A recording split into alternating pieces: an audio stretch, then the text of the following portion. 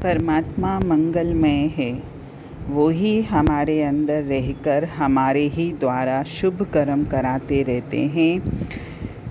हमको हमेशा वहीं जाना चाहिए जहाँ हमारे उस ईश्वरीय अंश को संतुष्टि मिले, आनंद मिले, यानी जहाँ जाने से मेरी आत्मा को आनंद मिले। मुझे ऐसी स्थानों पर ही जाना चाहिए और हमारे अंदर वो परमात्मा ही तो हमसे अच्छे कार्य करवाता है, वरना हमारा मन तो हमको कभी भी अच्छे कार्य करने ही ना दे। कई बार हम चेक करते हैं कि हमारा मन किसी कार्य के लिए हमको रोकता है, लेकिन अंदर से कोई दिव्य शक्ति है जो मुझे प्रेरित करती है कि तू ये कार्य कर। तो वो जो शक्ति है वही तो परमात्मा है। इसीलिए जीवन में हमेशा हमको देखना भी वही है जिससे मेरे नेत्रों में समाने वाले उस परमात्मा को प्रसन्नता हो।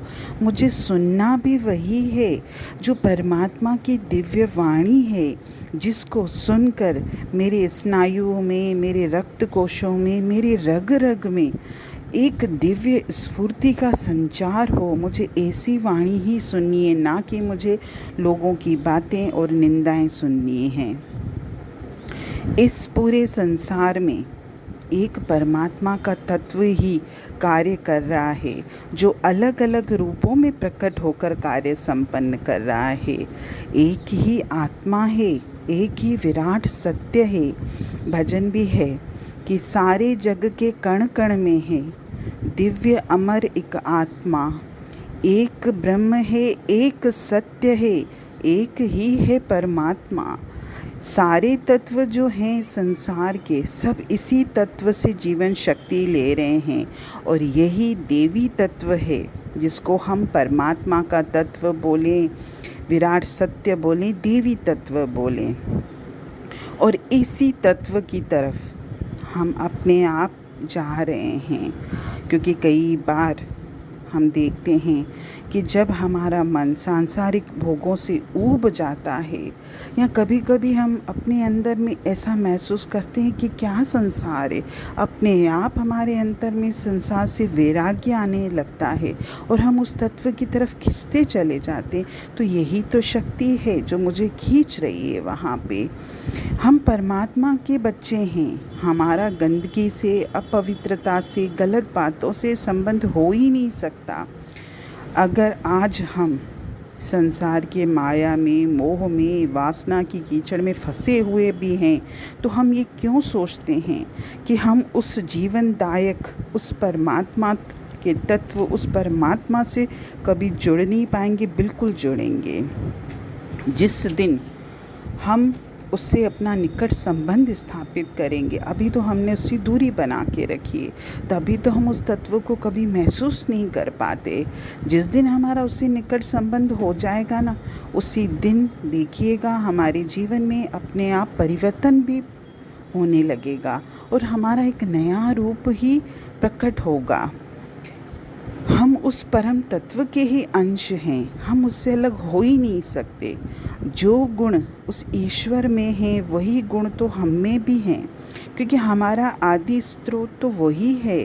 आज संसार में भी हमारी संतानों में हम कितना भी देखते हैं, भले चार बातें बच्चों में अपने स्वभाव संस्कार जो पूर्व जन्म के लेके आते हैं, लेकिन कुछ न कुछ अच्छी बात तो उनके माता पिता की ही रहती है। तो जब वो हमारा माता पिता है, तो जो गुण उस परमात्मा में हम में कैसे नहीं हो सकते हैं? हम भी पूर्ण बन सकते हैं, हम भी अमर बन सकते हैं, क्योंकि पूर्ण परमात्मा से तो हमारी उत्पत्ति हुई है। और जिस दिन हमने इसको अनुभव किया कि मैं तो परमात्मा का अंश हूँ, मैं परमात्मा ही हूँ, तो उस दिन तो हम उस महान आनंद से, उस असीम संतोष से भर जाएंगे। इसके लिए हमको उस परमात्मा से जुड़ना पड़ेगा, उससे संबंध स्थापित करना पड़ेगा। और जिस दिन हम उससे संबंध स्थापित करेंगे, धीरे धीरे हमारा मन इस संसार से हटता जाएगा। हमारे मन से मलिनताएं, द्वेष, ईर्ष्या, ये सब हट जाएंगी और हम उस परम पिता में तल्लीन हो जाएंगे और हमारा जीवन शांतिमय हो जाएगा। क्योंकि अशांति का कारण ये संसार ही तो है। किसी संत ने बहुत अच्छी बात कही थी कि न मृत्यु, न जीवन, न दूत, न सिद्धांत, न शक्ति, न ये संसार, न वर्तमान पदार्थ, न भविष्य में उत्पन्न होने वाले पदार्थ, न ऊंचाइयाँ, न गहराइयाँ, यानी संसार का कोई भी पदार्थ तुम्हें ईश्वर के प्रेम से अलग नहीं कर सकता। इसलिए तुम अपनी आत्मा के सत्य को पहचानो और जो तुम्हें सांसारिक बंधनों से मुक्त करेगा। क्योंकि जब हम सांसारिक चिंताओं से मुक्त होते हैं तभी तो हमारी आत्मा जाग उठती है ना।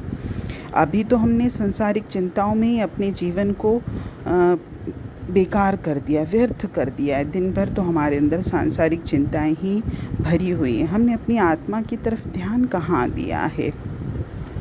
आत्मा ही तो परमात्मा का निवास स्थान है। इसमें से जो आवाज़ निकलती है, जो वही तो परमात्मा का आदेश होता है। क्योंकि परमात्मा हमेशा आत्मा के द्वारा ही बोलता है। इसलिए तो कहते हैं कि किसी की मत सुनिए, अपने आत्मा की आवाज़ सुनिए। क्योंकि आत्मा की जो आवाज़ होती है वो परमात्मा की आवाज़ होती है। और परमात्मा सदैव हमको गलत रास्ते पर जाने से रोकता है, हमारी गलतियों पर हमको धिक्कारता है, हमको बोलता है कि पाप के रास्ते पर मत जा, तो श्रेष्ठ रास्ते की तरफ जा। हमारी आत्मा तो निरंतर ध्वनि कर रही है। बस ये है कि हम समझें, उस परमात्मा के संदेश को सुने, उसको जानने की कोशिश करें, उसको मानें, तभी तो हमारा जीवन सार्थक होगा। हरि ओम।